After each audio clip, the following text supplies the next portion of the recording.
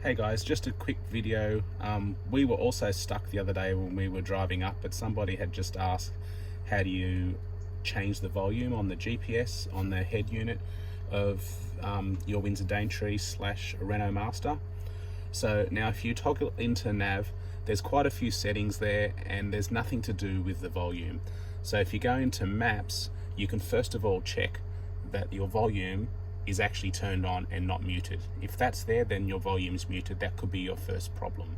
So second of all, you'd have to go back to your home screen and go to settings.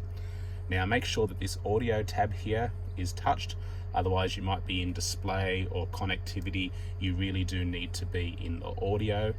And then you'll see volume, loudness, balance, fade, and sound. You need to open the sound by pushing this play button, and then this brings up the screen of your audio, your traffic announcements, your navigation, telephone, ringing, and voice commands. So you can actually adjust all the volumes independently in here.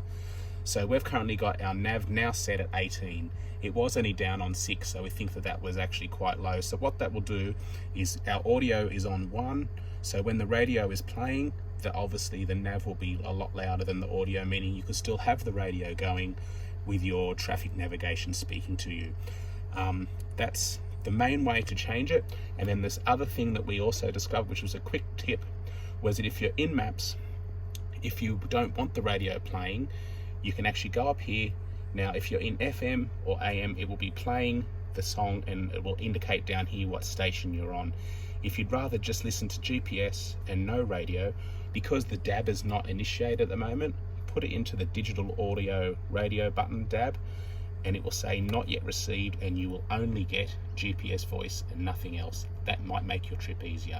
There you go. There's another quick look at RV Travelling Husbands tips. Cheers.